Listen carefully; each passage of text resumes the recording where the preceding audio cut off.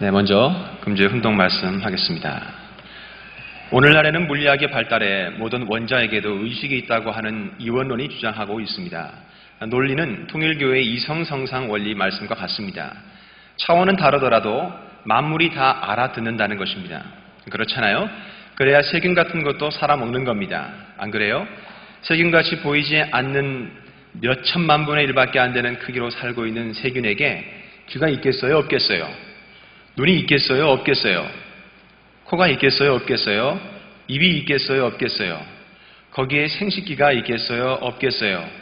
다 갖추고 있다는 것입니다. 아주. 한 주간도 천지인 참부모님 안에서 평안하셨습니까? 네. 이슈와 신앙의 시호은 목사입니다.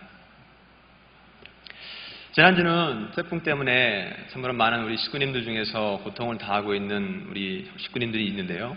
오늘 그분들에게 하나님의 회복의 손길이 함께 하시길 기도합니다. 아주.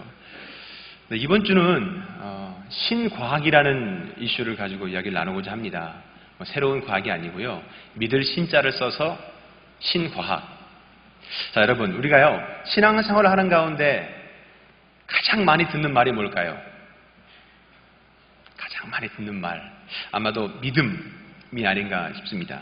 그렇죠? 네. 그런데 여러분, 그 믿음이란 말을 들으면 어떤 느낌이 드세요? 교회에서 사용되는 믿음이라는 말 속에는 과학적으로 또 이성적으로 또 논리적으로 뭔가 설명이 되지 않는 그래서 그냥 뭐 하는 말 정도의 느낌이 있는 것 같습니다. 과학적이라는 말에는요, 물리적으로 증거나 또 수치로 나타낼 수 있는 결과물이 존재해야 합니다. 하지만 믿음이라는 개념은 인간의 그 심리적 상태를 말하는 것이기 때문에 그런 상태 속에서 물리적인 증거를 도출하는 것은 불가능합니다. 그렇기 때문에 믿음은 근거 없고 막연한 상상에 불과하다라고 생각을 하게 됩니다. 그럼에도 불구하고 우리는 지금 믿음을 강조하고 있고 또 신앙생활의 최고의 덕목이 뭐냐라고 물으면 다들 굳건한 믿음을 세우는 것입니다 라고 이야기를 합니다. 자, 그러면 믿음이 뭘까요? 믿음. 그 믿음을 뜻하는 한자, 믿을 신자는요, 사람인 변의 말씀 원자를 써서 사람의 말을 믿는다, 믿어라는 뜻을 가지고 있습니다. 근데요, 그 믿을 신자가 만들어질 당시에, 한자이기 때문에 만들어질 당시를 보면 사람을 의미하는 인자는, 그 인자는 보통 사람을 뜻하지 않았어요. 그 당시 갑골 문자에는 그 신에게 기도나 제사를 드리거나 또 인간과 신을 직접 소통하는 그런 역할을 하는 사람들을 사람 인자를 써서 표현을 했습니다. 그러니까 보통 사람이 아니에요. 또 그 갑골 문자에 신이 하는 말을 의미할 때는 말씀 원자를 쓰고요. 사람이 하는 말을 나타낼 때는 뭘 쓰느냐? 말씀 어자를 썼답니다. 이게 좀 다른 거죠. 다시 말해서 믿을 신자는요, 하나님의 말씀을 전하는 자가 하는 말, 그러니까 하나님의 말을 믿어라 라는 뜻으로도 해석이 가능할 겁니다. 그런 것 같습니까? 네. 그런데 여기서 말하는 말씀은요, 일상적인 말씀은 아닙니다. 그냥 아무런 의미 없이 흥얼거리는 내용이 아니고요, 강한 그 어떤 목적을 이루기 위해서 강한 의지와 의도가 포함된 그런 말씀입니다. 즉, 믿음은 강한 의지가 포함된 말씀으로부터 시작이 된다는 겁니다. 그래서 우리가 흔히 강한 의도와 의지를 담아서 믿습니까? 라고 하면 뭐라고 대답합니까? 우리는 아주 라고, 더 강한 의지와 뜻을 담아서 아주라고 말씀으로, 말로 대답을 하고 있는 겁니다. 자, 여러분, 하나님께서요, 천지를 창조하실 때 어떤 방법으로 하셨습니까? 아까 소 목사님도 말씀하셨는데요, 어떤 물리학 법칙이라든가 또 양자역학 이론에 의해서 천지를 창조하셨습니까? 창세기 성경에 보면요, 하나님이 이르시되 빛이 있으라 하시니 빛이 있었고, 하나님이 이르시되 물이 있으라 하시니 물이 있었다라고 말하고 있습니다. 바로 이런 말씀으로 천지를 창조하셨습니다.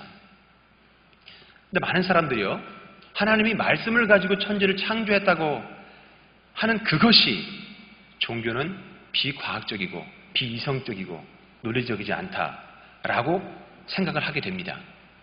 그래서 또 그 종교를 믿는 사람들을 이상한 사람으로 보기도 하고요. 네.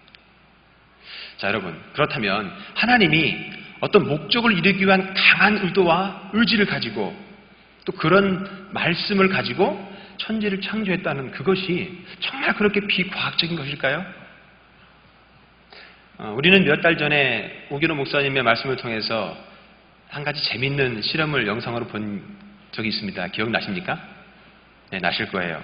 1998년입니다. 양자 물리학의 최고 권위를 자랑하는 이스라엘의 와이즈만 과학원이 실시한 이중 슬릿 실험.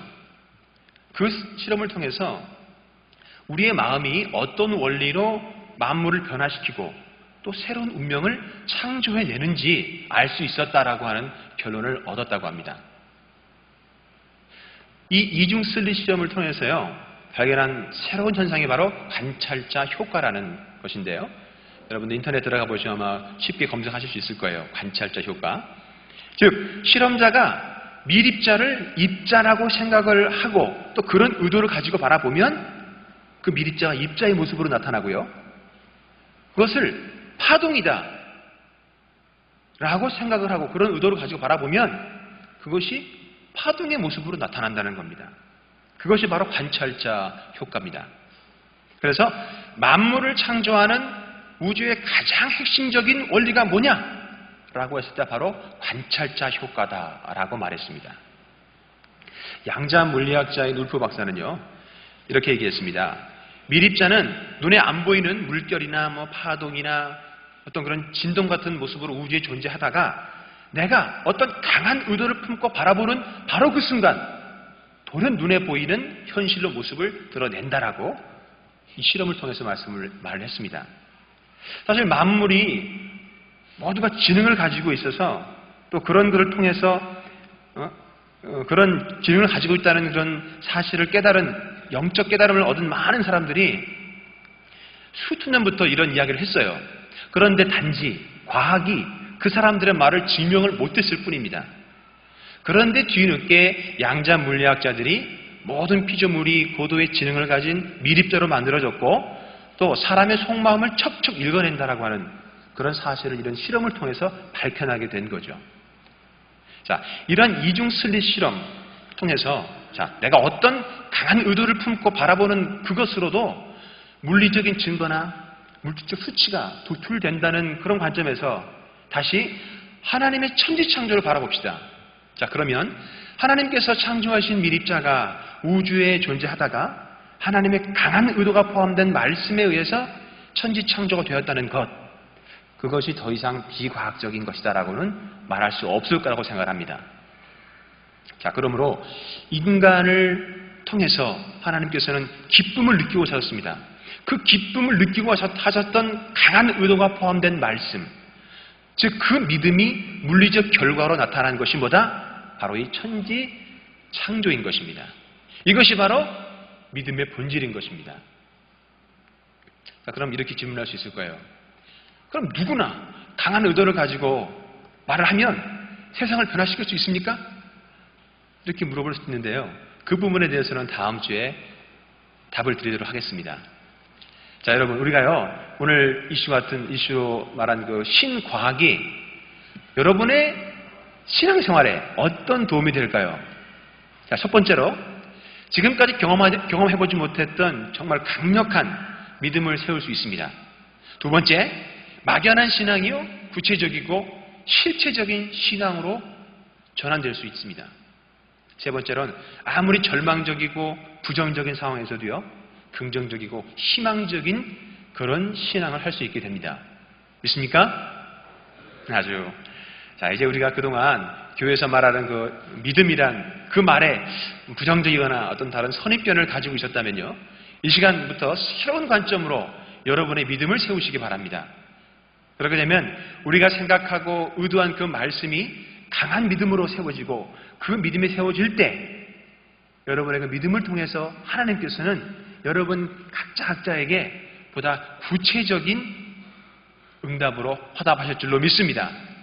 아주 한 주간도요 믿음과 은혜로 충만한 그런 한 주간이 되기를 기원하면서요 최원문 목사의 이슈와 신앙 이번 순서를 마치겠습니다. 그리고 다음 주에는 그 믿음을 어떻게 그럼 우리가 구체화하고 실체화시킬 것인가에 대한 주제를 가지고 이슈를 가지고 여러분들 다시 찾아뵙도록 하겠습니다. 대단히 감사합니다.